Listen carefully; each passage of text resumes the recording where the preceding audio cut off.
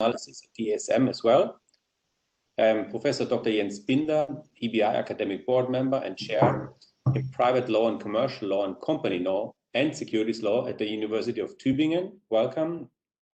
And then Giovanni Sabatini, Director General at the Italian Banking Association, EBI, and member of the Advisory Board of the EBI.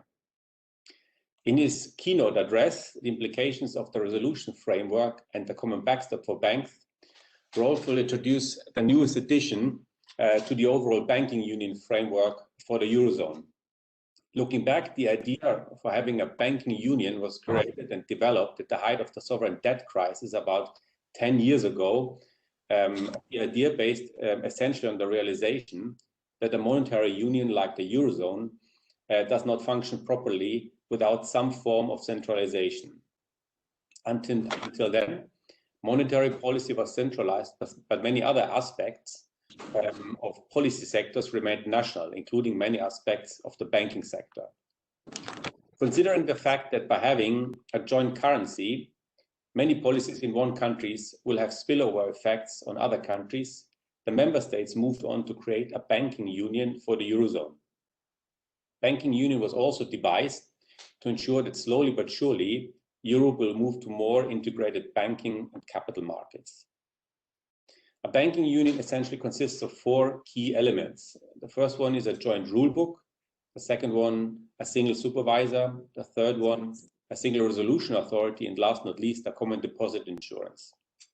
Leaving the common deposit insurance scheme aside, Europe made significant progress in all the other 3 elements. The SSM is supervising now all the banks of the Eurozone. We have a strongly harmonized set of rules with CRR and CRD4. And since 2016, there's also the SRB being the single resolution authority for the Eurozone. As part of the creation of the SRB, a single resolution fund was set up, funded by banks in order to finance a resolution scheme if necessary. Despite this fund having a target size of around about 50 to 60 billion, early on the discussion came up to devise an additional backstop for the fund for emergency cases. This was not as controversial as it is, of course, but it still contained some highly distributed topics which were finally approved now. I'm happy that Rolf and our co-discussants are speaking about this topic. And let me now stop here and introduce Rolf, who will introduce into this topic with his keynote speech, which will be followed up by a co-speech also by Nicoletta Mascher. First of all, Rolf, welcome again, and also Nicoletta, thanks for being here. Rolf Strauch is in charge of economic and market analysis and economic risk analysis at the ESM and the ESFSR. He presents the ESM and EFSF in European fora and also negotiates with member states. Prior to his work at the ESM, Rolf was working at the European Central Bank and at Deutsche Bundesbank. He also worked as a researcher at both the University of Mannheim and the University of Bonn. He holds a PhD in economics from the University of Bonn and is a fellow of the European Integration Studies Center in Bonn. Nicoletta Mascher is head of financial sector and market analysis division within the Chief Economist Department of the ESM. She is responsible for monitoring financial sector conditions in the euro area and providing advice on key developments to board members. Within the management team, Nicoletta is participating in designing policies for the fulfillment of the ESM strategic objectives and in execution of the ESM post-program activities. She is also heading the country coordination team for Ireland. Prior to her work at the ESM, Nicoletta also worked at the ECB, where she was a joint supervisory team coordinator for banks in several large countries. Nicoletta holds a degree at the Bocconi University in Milan, and that's where she also received a master's degree in economics, and she's a chartered accountant and auditor. So with these introductions, I thank all of you again for participating, and first I would hand over to Rolf for introducing them to this topic, and then followed right away by Nicoletta. Thanks very much.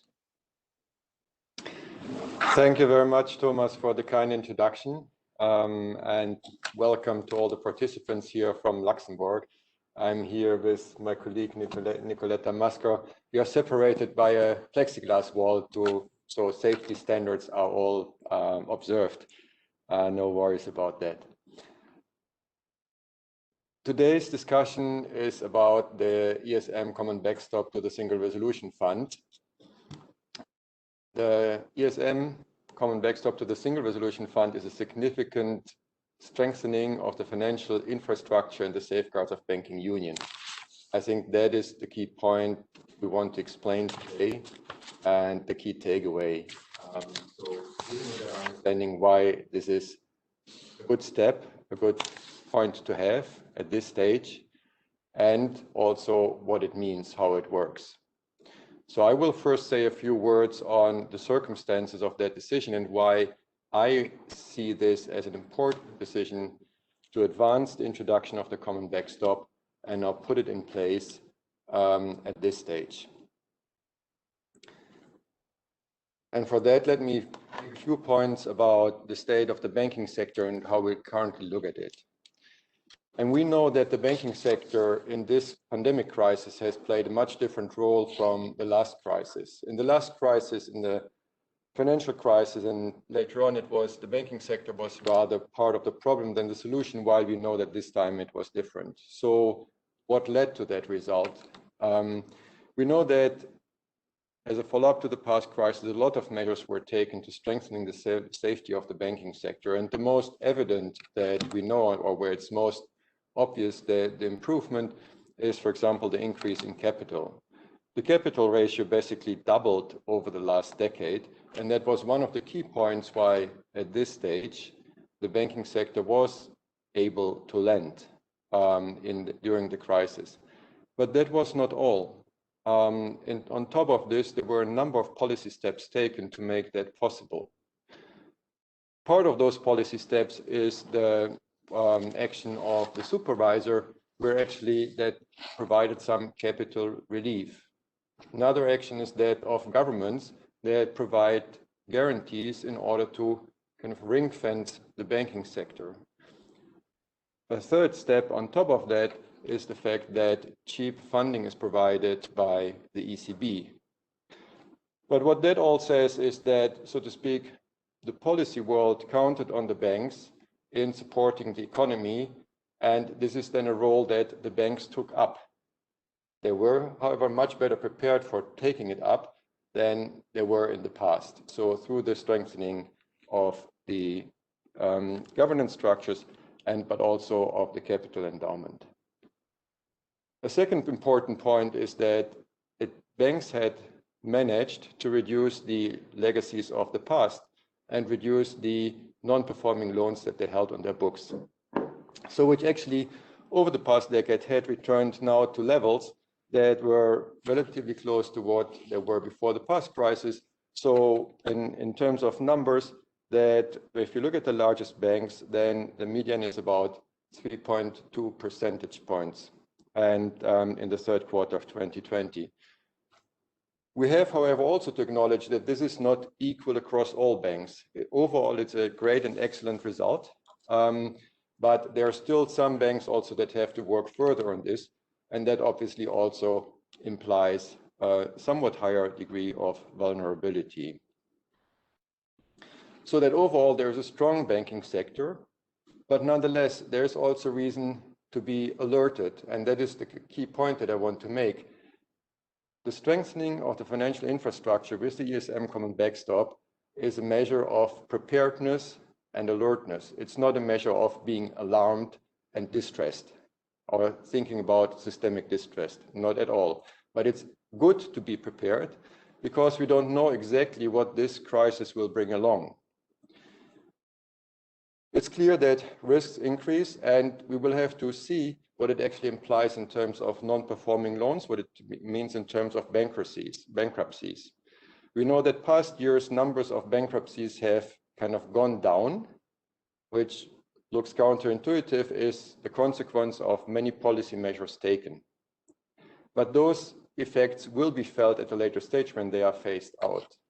And if you look at the US by comparison, for example, we notice that the number of bankruptcies among large firms last year was as high or much higher than the entire decade before until 2009.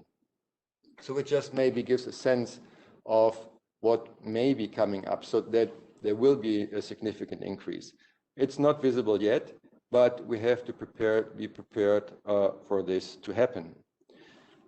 And here are 2 points that maybe are worth highlighting as well in terms of being alert. So the capital structure and the amount of capital has very much improved.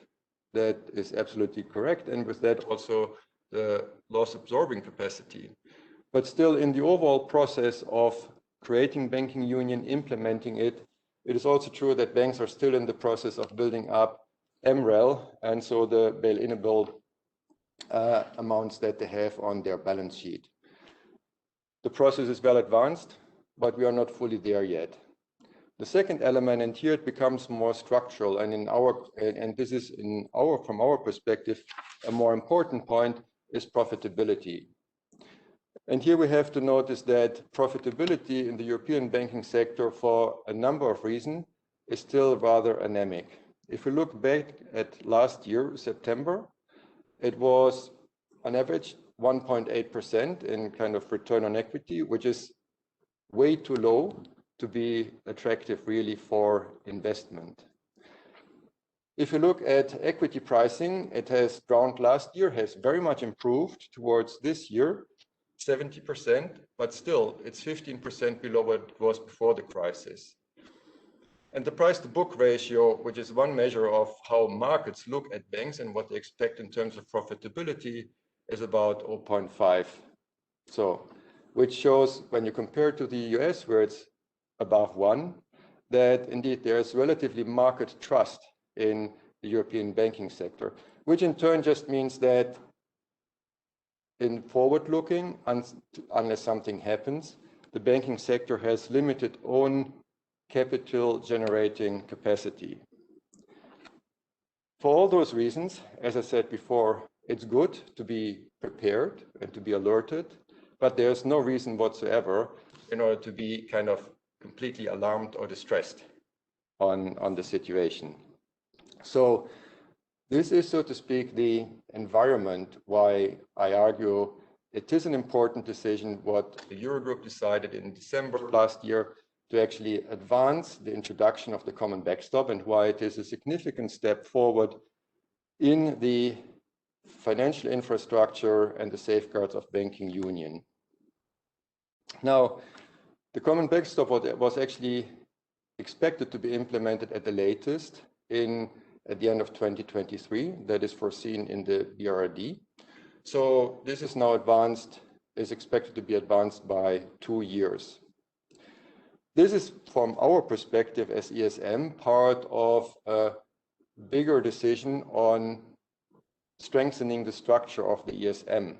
So next to the common backstop, another element is that the ESM forward-looking will have a stronger role in any future program that would develop with sovereigns. In future programs, the ESM, next to the European Commission, will be looking into policy conditionality and signing the MOU. And we will do so in cooperation with the ECB, but it's basically those two institutions that will be more in the driving seat. In that context, also, we have some broader monitoring capacity. A second element of the ESM reform that was decided is to look into our precautionary instruments. And here we are now in a situation where the precautionary toolbox is more geared towards acting preventively. In this context, also, we have last spring, developed this instrument of a pandemic support line, where this becomes very evident. Now, for the banking sector, more specifically, there is also another change here. And that change is that with the introduction of the common backstop, another tool that the ESM has, which is the direct bank recapitalization instrument, that will cease to exist. The direct bank recapitalization instrument was devised in 2012 the discussion started then, in order to do direct bank recapitalization from the ESM to the banks. But that was before the banking union actually was developed. And I think now it has basically, it makes a lot of sense from our perspective and for the efficiency of working overall to kind of stop that and move on to the common backstop setting. As a common backstop, we will provide financing to the Single Resolution Fund, and Nicoletta will explain the mechanics of that. But here is also how it goes in the overall picture with the ESM, because obviously we are a financing institution and going to the market, and we have broad experience in that and have successfully done that as an issuer. So from that perspective, we are well placed to be this kind of fiscal backstop that to the Single Resolution Fund that in other countries the National Treasury function has, which we don't have at the European level. So this is how it fits into the overall ESM picture, that there is a change in our instrument. The role as a common backstop goes in line with the otherwise revision of the mandate and a strengthening of the ESM. As a last small point before I turn to Nicoletta, is that obviously the backstop, common backstop, is a significant step forward. It's not the last step forward that we need to do on banking union. Thomas mentioned before EDIS, and we know that EDIS is still a missing backstop, still a missing leg of financial safety that makes banking union work better. We think on top other changes are necessary and should be part of the package, which relate to resolution, but also which relate to better integration of the European banking market and avoiding barriers to cross-border activity, avoiding barriers to cross-border merger. If we can get there, all that will help to make banking union work better, will make the financing of the economies more efficient. But these are discussions that are currently ongoing, and the Eurogroup has the task of proposing a work plan, a time plan for that, to the heads of state and government in June. So far on the context, on what it means, the backstop for us, and now I turn to Nicoletta to explain the mechanics. Thank you. Thank you, Rolf, and good afternoon, everybody. Thanks for having me here today. So Rolf has just reminded us of the conditions of the banking sector in the banking union and highlighted the benefit of completing a banking union for a more stable and a more efficient banking system in the euro area. And I would like now to focus on the second pillar of the banking union, the resolution framework, and how the backstop can make it even stronger. Moving resolution to the European level has helped to strengthen the system and to make all the stakeholders more confident that the system can handle failures of banks in an efficient and orderly manner while avoiding contagion effects. Given the architecture of banking union, the resolution regime is financed by the banking sector itself. And this happened through the annual contribution to the single resolution funds, and access to these funds can only be granted when bail-in rules have been applied, so that shareholders and creditors have to bear part of the losses. So the loss absorption capacity in the system, thanks to the resolution regime in place, has greatly improved. However, there may be situations where these funds are not sufficient in order to successfully execute a resolution strategy. For instance, when the resolution board has to use these funds for multiple large banks, or when there is a major severe crisis in the system. So this is why back already in 2013, the backstop was approved. And the purpose of the backstop is actually to double the resources available to support the resolution in the banking union, which are targeted at 1% of total covered deposits of all institutions authorized in the banking union. So let me explain a bit more in detail how the process could work. When a bank gets into distress, either the ECB or the SRB has to decide whether the bank is failing or likely to fail. At this point, we could already receive a pre-notification, a sort of advance warning that resolution may happen and our funds may be needed. So this pre-notification will allow us to prepare. However, the process could only start when we receive a formal request for a loan. And this will happen once the SRB has made a decision whether there is a public interest in resolving the bank, and there are no other measures available, either private measures or supervisory measures, to restore the viability of a bank in a timely manner. So at that point, we can start instructing our decision making, and we will produce jointly with the SRB the assessment of the repayment capacity, hence the assessment of the ability of the SRB to recoup the funds through ex post contributions that will be levied from the industry by the SRB itself. This means that since the SRF is fed by contribution from the banking industry, the banks themselves will remain the ultimate debtor of the ESM. So from these mechanics, you can already see which the main features of the backstop tools are. Namely, it is a last resort tool because assistance, public assistance, may only be sought when the SRB has depleted its funds. This means that all its funds have been already committed to resolution actions, or the SRB cannot contract borrowings on acceptable terms, according to its own assessment. And it is fiscally neutral because public assistance will be entirely recouped through ex post contribution from the banking sector itself. Another important feature is that these funds will be immediately available.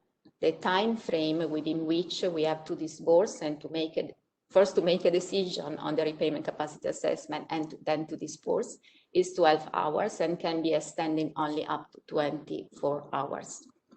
It is immediately available, and it is available for any of the purposes set forth in the single resolution mechanism regulation, even for liquidity purposes, although in this case there are additional safeguards envisaged. Finally, I would like to highlight two additional elements that have been envisaged in order to make the disbursement process and the repayment capacity assessment as robust as possible. And these are the pre-monitoring framework that we are setting in place together with the SRB and the early warning system. What is the pre-monitoring framework? With the pre-monitoring framework, we will be assessing on a regular basis, prior to any disbursement, the repayment capacity of the backstop. And this will be done according to a well-established and well-crafted methodology, considering different scenarios that may materialize and may trigger the use of the backstop. Secondly, once a loan is outstanding, we will be running on a quarterly basis an early warning system in order to make sure that the SRB can always adhere to the debt servicing schedule according to a set of debt service cover ratio requirements. And with that, I would like just to recap that for all the reasons that we have highlighted, the commons backstop will greatly enhance and the resolution framework, make it more robust. And it will also help in a way to decouple the nexus between banks and sovereigns, because, as I said, all funds will be entirely recouped from the banking sector, and hence shield government in a way from being forced to come to the rescue of the failing banks in their own countries. Finally, as Rolf has highlighted, it is a common instrument, so it is fully consistent with the architecture of banking union. It is centrally administered and is well safeguarded by a robust risk assessment framework. Thanks very much, Nicoletta and Rolf, for this opening keynote speech. We're moving on now to a Q&A session. We have now round about 35 minutes for this. We are finishing at 1 o'clock with this session. I will also bring in the other co-discussants, obviously, into this discussion. To the audience, if you want to ask some questions, we have the Q&A tool. You can just include some of your questions in this regard. And then I will read them depending whether they fit into the discussion. Yeah. But let me now, first of all, kickstart that discussion with one question to Rolf, but also to Nicoletta.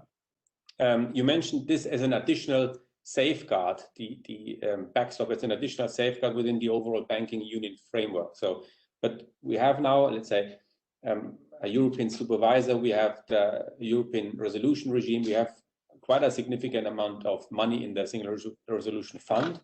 So is this literally just some kind of a backstop if something really bad is happening, or do you see this as something really practically relevant in the day-to-day work? I mean, you described this, obviously, the way it will function, but my question is how you see this practically work, yeah? And then also maybe in terms of comparison, because you mentioned now this is a new additional tool for the Eurozone. How is this done in other, let's say, significant jurisdictions which have a banking system of substantial size like the UK or the US? How would we see a similar tool in these respective countries? Maybe I take that up, and I think I'm glad that you also immediately made the point about the comparison with other countries. So if you look at the US experience, for example, so there is the FDIC as the resolution authority, and then they have basically a treasury line as a backstop. As I said before, we don't have this kind of European treasury function as they have in the US per se, so this is ESM. They have the backstop and they have the reassurance, but in the US, it's also very rarely used. I mean, I think it was I don't know precisely, I think it was used in the 1990s, but not more recently, very clearly. So, which means that it's a matter of preparedness and it's a matter of giving reassurance that the system can work and actually does work, also when problems come up, bigger problems come up. And in that regard, I would say the way you put it is is it practically relevant? Of course, it's practically relevant because we should be having it there as a safeguard. Does it mean that it will immediately be used? Not that I would count on it, because as you rightly also point out, and as Nicoletta said, there is indeed the Single Resolution Fund is ramping up its resources through the contributions. They haven't been used so far, and we will see how it will be used forward-looking. But nonetheless, it is very good that you can count on this unified structure being in place in order when bigger problems arise. That would be my characterization. Thanks very much. But one of the points or aspects I would like to bring into this discussion, you mentioned this is obviously something which ultimately goes back to the banks. So there is not really the European taxpayer on the hook, if you say. So you could say European banks are on the hook if something goes wrong, and then they would have to repay this via additional levies in order to pay back essentially the credit line to the ESM. But it's kind of Europeanized, yeah. But then on the other side, obviously you have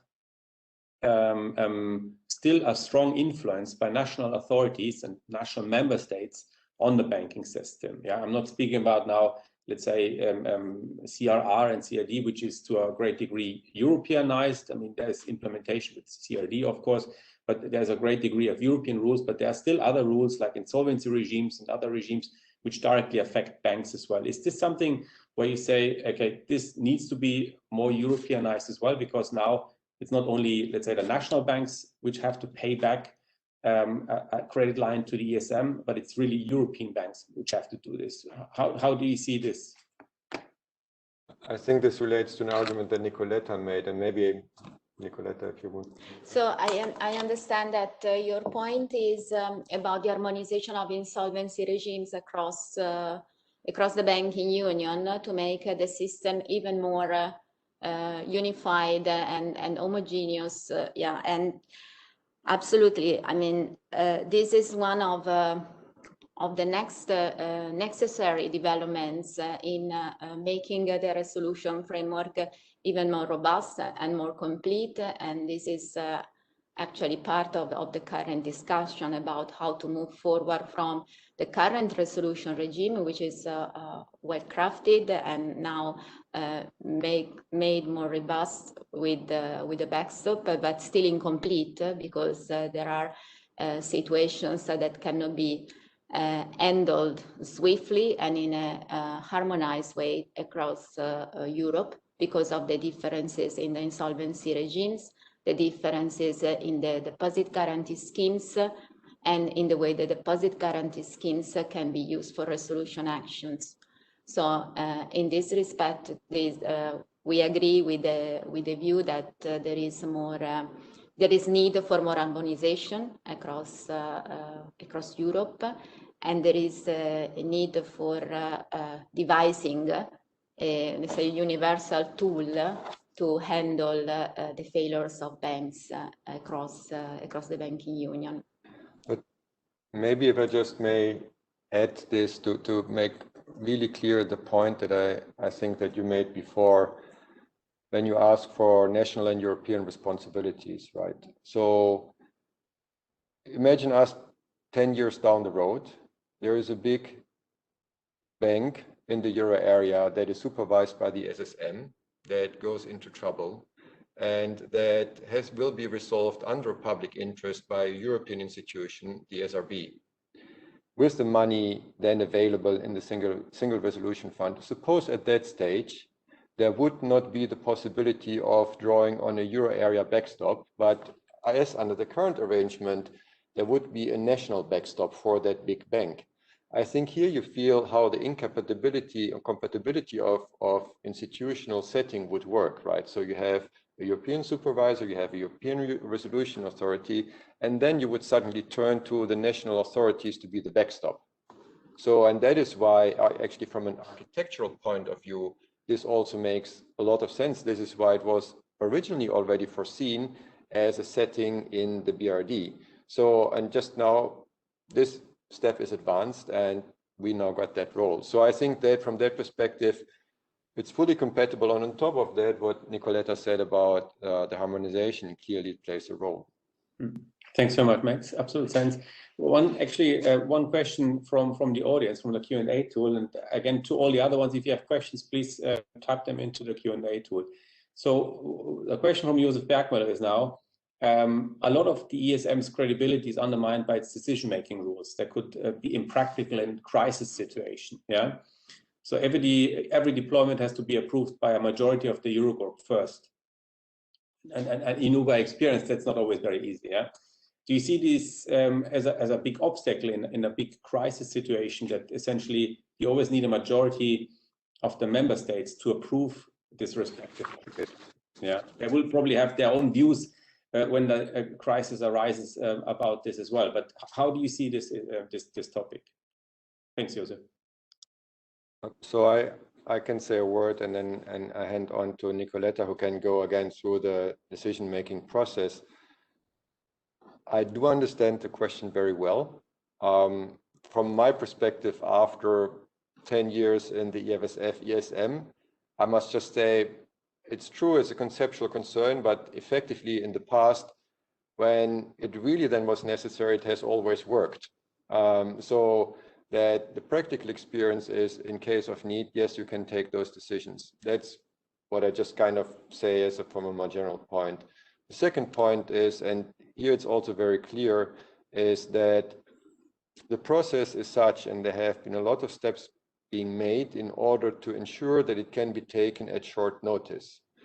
And there is no intention whatsoever of ESM kind of rerunning and re-examining the resolution decision per se. This is about dispersing funds for which there should be some safeguards, conditions precedents, and so that a decision can actually be taken quickly. From that perspective, I'm confident that it will work.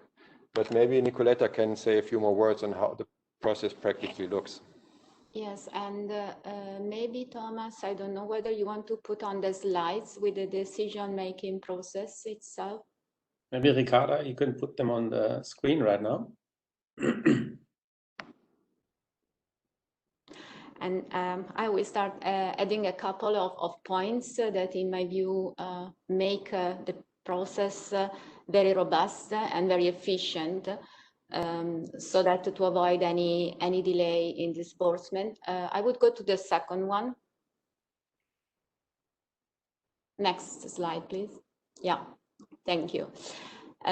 So I think there are at least two important points to make, to give reassurance about our ability to make a decision during a resolution weekend, because as I said before, the timeline is very short, and we will need to be extremely efficient in making the decision.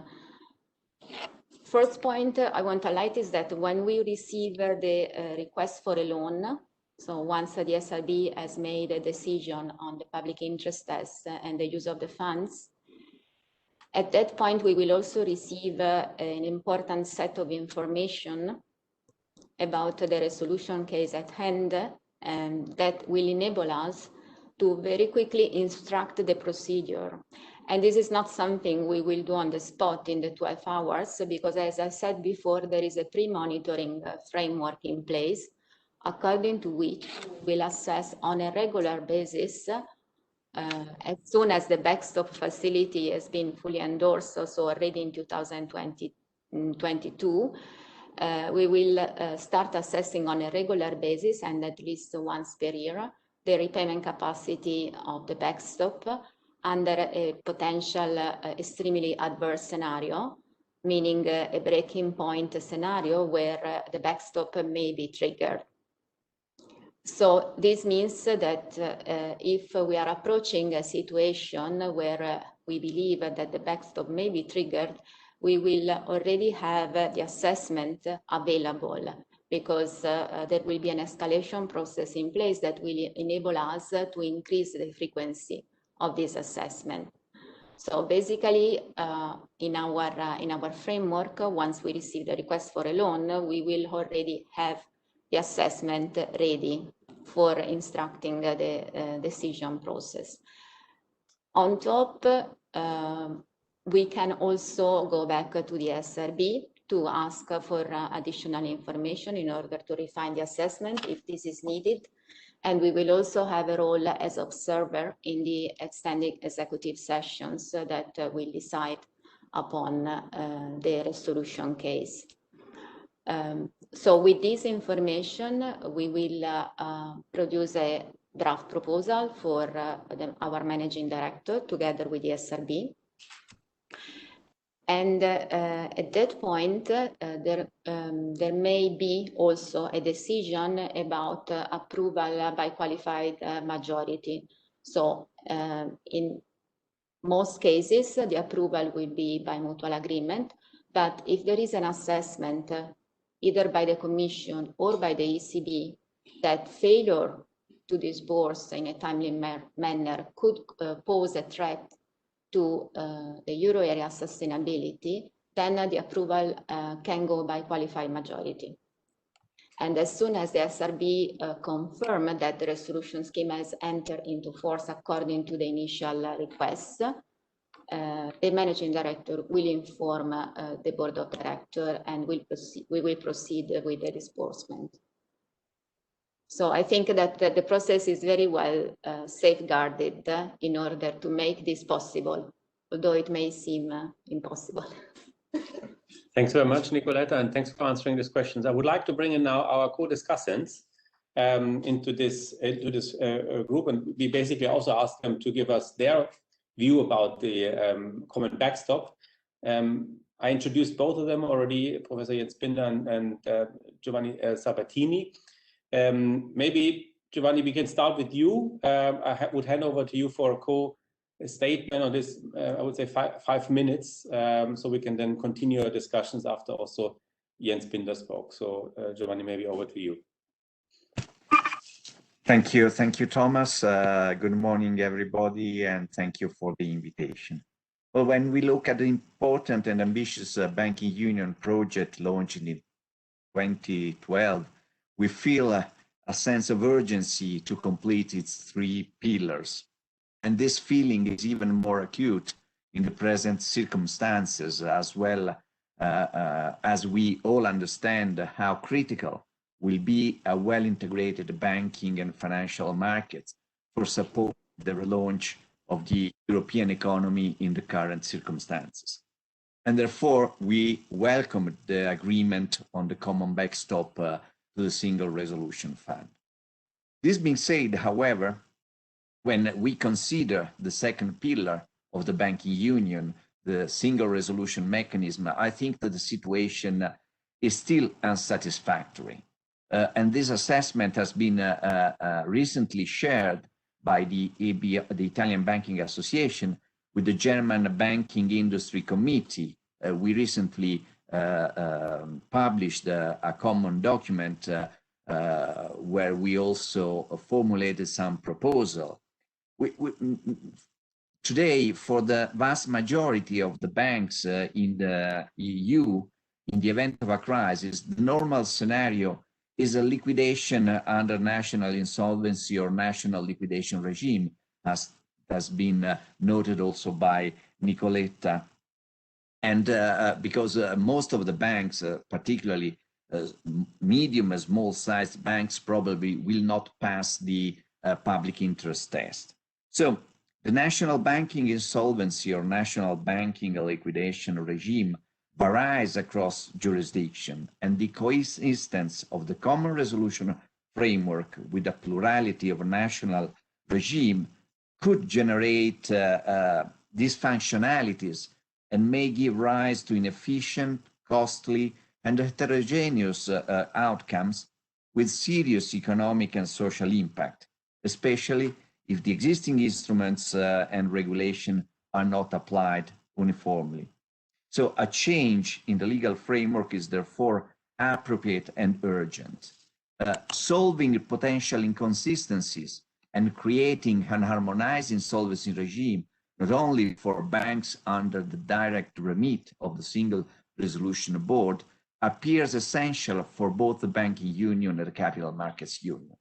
And in this respect, a step-by-step approach is needed in order to identify the areas where further alignment is urgently necessary. However, in our views, to fix the existing framework and review the second pillar of the banking union, there is no need to create a new institutional setup. Particularly, we consider that a transfer of resolution powers from national authorities to the Single Resolution Board for small and medium-sized banks appears counterproductive and not in line with the principle of subsidiarity. We think that as the single supervisory mechanism is functioning well with the 2 layers, the single supervisor with direct responsibility on systemically important banks and the national competent authorities responsible for the supervision of a less significant institution, this scheme can be replicated also for the resolution or to address crisis management for less significant banks. So we think that there is room for a solution where common administrative procedures for a more homogeneous bank insolvency regime can be stressed, and in which national deposit guarantee schemes could also play a primary role in managing banking crisis compared to the status quo. In this respect, I think also the reference to the comparison with what happens in the United States is very helpful. We think that if national DGS could be endowed with powers and tools similar to the FDIC, that will help to minimize the impact of the crisis of a small bank. In the United States, the liquidation procedures is the last resort tool, while other tools are available, like the purchase and assumption tools. So here, if we could have a more harmonized regime also with regards to the intervention of DGS as a tool to minimize the impact of a small banking crisis would be extremely useful. So to summarize, I think that a targeted European banking solvency framework with an enhanced role for national DGS could deliver substantial benefits.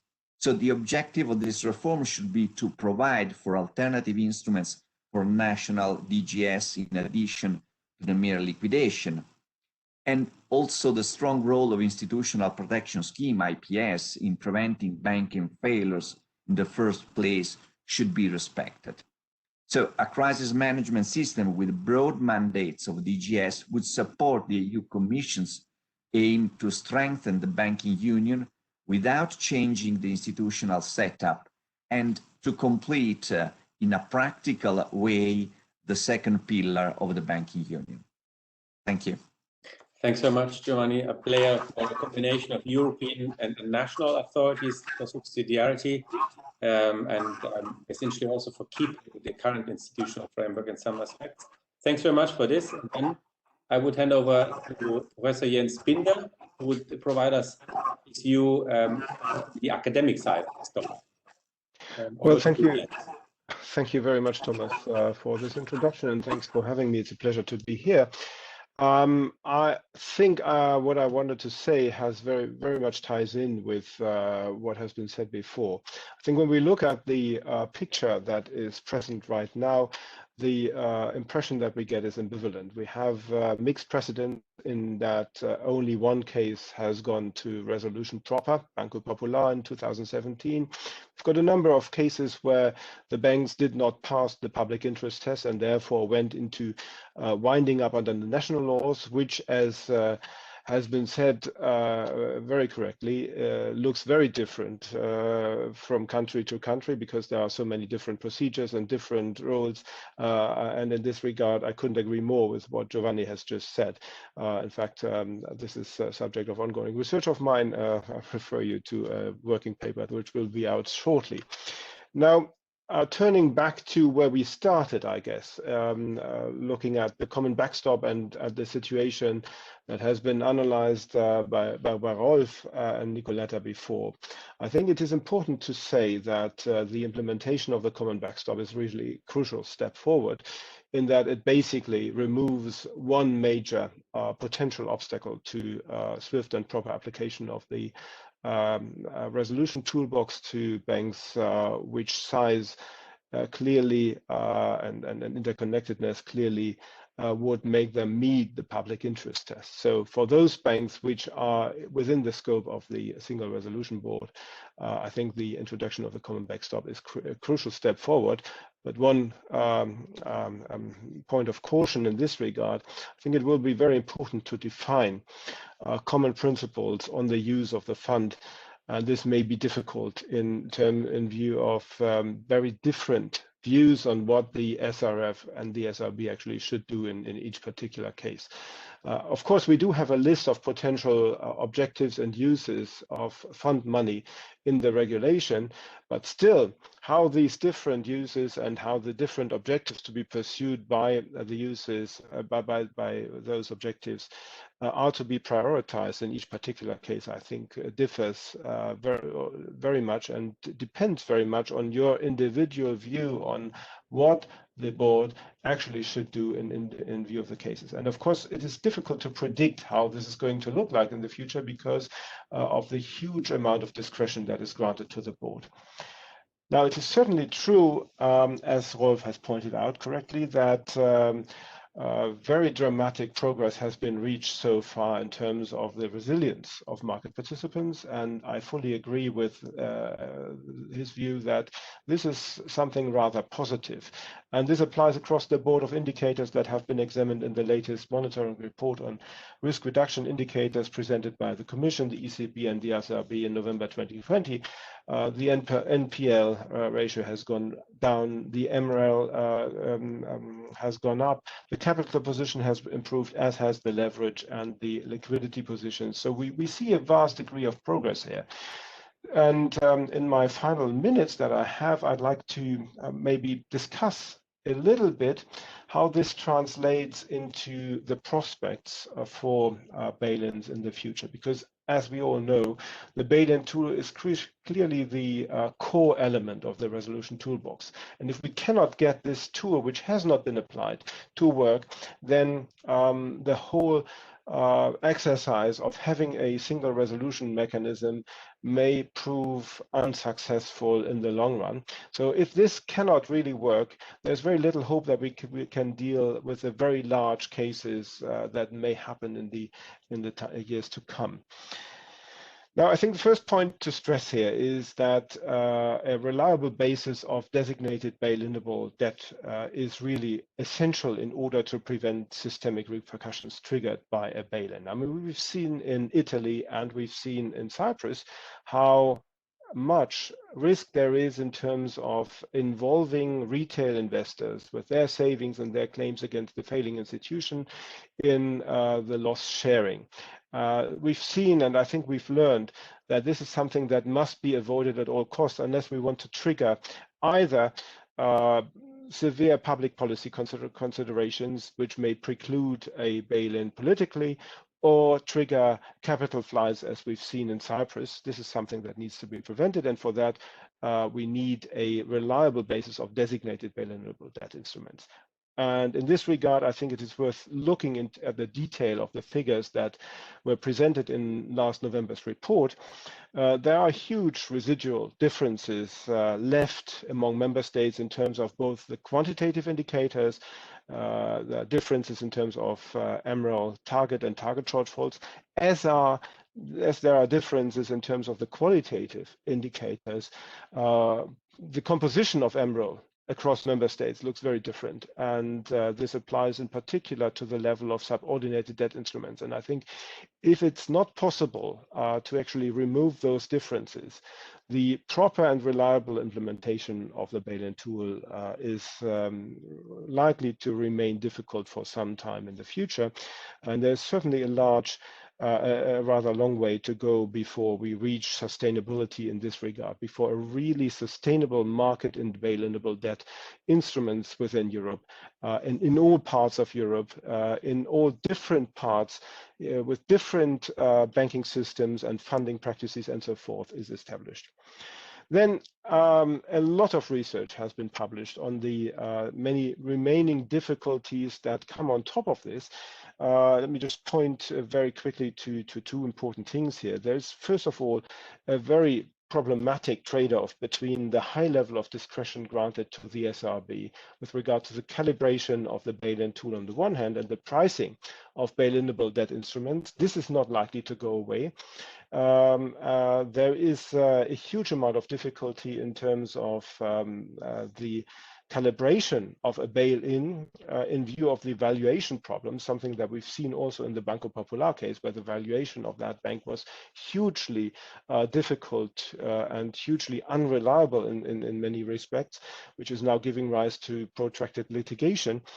And all of this translates into one particular problem, and this is what I want to conclude with. You know, without precedents that can demonstrate both to market participants and stakeholders, other stakeholders, how a bail-in is going to look like in the future, it will be difficult to predict the economic outcomes of that. And it will be difficult to price bail-inable debt instruments once again. And precisely because of this uncertainty, the political incentives to avoid a bail-in for member states in particular, in my view, remain incredibly high. So that again, for that very reason, we may see extraordinary interventions which may preclude the emergence of reliable precedents. And this is a sort of trap that we have gotten ourselves into, and I don't really see right now how we're going to solve this. And this is irrespective of the huge merits of the creation of the commons backstop and irrespective of the rather positive outlook that we see when we look at the figures. Thank you. Thanks very much, Jens, for this a bit longer last minute, but it was definitely worth it. Thanks very much for bringing also this player, for making the bail-in tool more effective. I think that's absolutely fair assessment. I would like to now move again to the Q&As, and we have here actually a lot of questions now in the Q&A tool. Let me start with one. It's more directed to the ESM. From Martin Constant, speaking in his personal capacity, emphasizes the time, the use and capacity of the FRS remains restricted, and the question of true liquidity support of a resolved bank arguably remains an outstanding question. How do you, from an ESM perspective, regard and weigh the ESM backstop to the SRF in this context? I don't know, Rolf or Nicoletta, who wants to answer this? Rolf, you're still on mute, I think. Sorry, should we also take up briefly one or two comments on what was said before? Absolutely, I know, please. Yeah. Just very briefly, so I can understand, and I can also to some extent agree with many of the points that Giovanni raised. We know that there is a concern on how resolution, insolvency will work forward-looking. Nicoletta has before said and made the point about the need for harmonization. Just to say that this is part of the political discussion, and that also has the president of the Eurogroup has made that clear on banking union is also a work stream that look at improvements of the crisis resolution framework, and question, for example, on how to deal with medium-sized banks is part of that discussion, and how one can we improve on that side. So this is really, member states are conscious about it. Second point on what Jens raised, also a number of important points here in defining public interest. But then what I want to be very clear is this question about the ESM and the backstop and the resolution decision per se, the decision of bail-in. It is not the role of the ESM to second guess what the SRB decision. As Nicoletta explained, we will be in contact with them, we will have the information. Our role is, when we have received the confirmation from the SRB that the BRRD is properly applied, to take a decision on the use of our funds. This is just whether we want to give the funds, and against the background of what the SRB has decided. So this is not in our remit to any kind of second guess in this respect. So in this regard, one must be very clear. We could not do that actually within the 12 hours that is available. I mean, there must be a clear confinement of the decision in this regard. I will not comment broadly on what you said about bail-in. I mean, my reading is, and as I said before, and you will refer to the November report, there is still some progress to be made for full implementation. At the same time, if I listen to SRB colleagues, the situation looks in a way safer and better and under their common regime than you portrayed it. But main point here is we will not second guess. Then there was the final point on liquidity support. As Nicoletta said, our funds can in principle be used for everything, but there is still an issue that needs to be addressed here. And this is also politically discussed if more liquidity means are necessary. Nicoletta, do you want to take up? Yes, maybe I would like to add a couple of points on liquidity support. So we have seen that the backstop can be used for any of the purposes set forth by the regulation. This means that it can be used for liquidity provision. Of course, this comes with additional safeguards because liquidity provision can also happen outside the bail-in requirements. And this means that our loans will be shorter in maturity, up to 1 year, although it is extendable. And there will be additional safeguards, including a more frequent exchange of information on the recoverability of the funds by the SRB. And there will also be a step-up margin on the interest rates charged on the loans in order to increase the incentives for a swift repayment of the facility. But the question is about the size. So whether the size of the backstop is sufficient in order to cater for liquidity need in and after resolution. And there we can look at empirical studies that have been run also recently, where we see that in most cases, if we talk about idiosyncratic crisis, the firepower of the Single Resolution Fund and the ESM backstop will be enough to provide liquidity in resolution. The point is whether this can suffice in a systemic crisis where multiple large banks may get in trouble at the same time. And this is where we still don't have a tool to address these liquidity needs. This is not something we can do with the backstop. And I would say maybe something not envisaged from the beginning, because the entire resolution framework is geared towards dealing with idiosyncratic crisis more than systemic crisis. And for the part on liquidity and resolution, I would stop here. Maybe one more point about the comments raised by Giovanni on resolution regimes for small and medium-sized banks. Of course, we are following with great interest this discussion. There is a public consultation also on the many proposals that are on the table in order to cater for the resolution of these banks. We are not expressing any specific preference for one or the other solution. I think that all in all, the solution should be sought looking at the resolution objectives. And therefore, in the end, we need to look at a solution that can be the best possible solution for containing financial stability risk in the banking union, ensuring the level playing field, and following, let's say, the general principle of the internal market for banking services. Thanks very much, Rolf and Nicoletta. We are now shortly after 1 o'clock, but allow me 2 more questions. One to Jens and one to Giovanni. One question from the audience, Jens, maybe directed to you, with a short answer if possible, is about how the judicial control would work in case of a decision to resort to the backstop.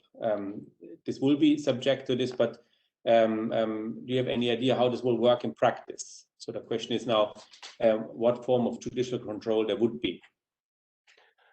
I'm afraid I'm a bit at loss here. I don't see that there will be that much potential for legal review in terms of the employment of ESM funds in this respect. I think if it's about if there is going to be legal review problems, then it's on the one hand with regard to competition, state aid issues that will be raised directly against the SRB and the SRF, I guess. And then on the other hand, of course, there may be litigation going on in terms of the replenishment of the fund post involvement of an ESM, and this will also be an issue to be dealt with, in my view at least, between the banks and the SRF. So I don't really see any particular role for judicial review in this context. Thanks so much, Jens. Then one last question, Giovanni. You're representing obviously here the Italian Banking Association. Now, kind of 1 year down the road of this crisis, how do you assess the reaction of supervisory and regulatory authorities in this current crisis so far? Is there anything, I mean, which points do you see positive and which are more negative from your perspective? If you could be fairly short with the answer, if possible, then I would appreciate it. Thanks so much. Over to you, Giovanni. Oh, thank you. Well, I think in the first part of the crisis, the reaction of supervisors and regulatory authorities were very timely and positive, allowing all the flexibility of the regulatory framework. And this was very helpful to help banks to continue to support with liquidity households and businesses. My point is that today, I think that supervisors and regulators are looking too much at the risk on how to manage the NPL increase in the future, rather than try to prevent the formation of NPLs. What I mean, my concern is that today we have some rules, and I'm referring to the new definition of default or to the NPL backstop that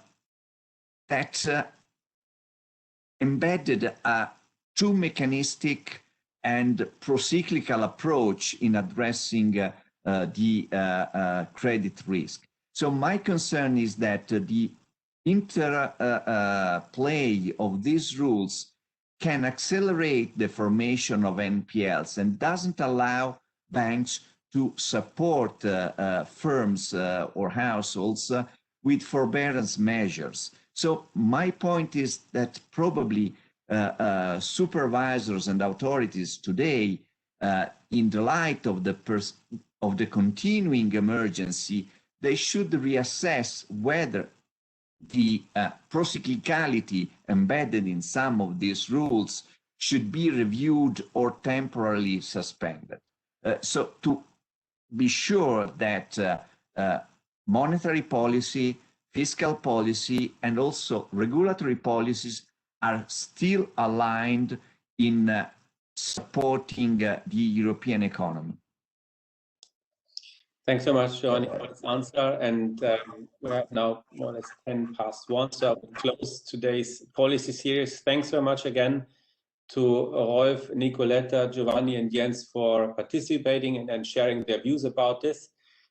We have the next series, I think, 17th of March, and we look forward to see you again at this event. We will circulate, obviously, also separate invitations in this regard. So thanks so much, and all have a good afternoon. Bye-bye. Thank you for organizing. Bye, Thomas. Thank you. Bye.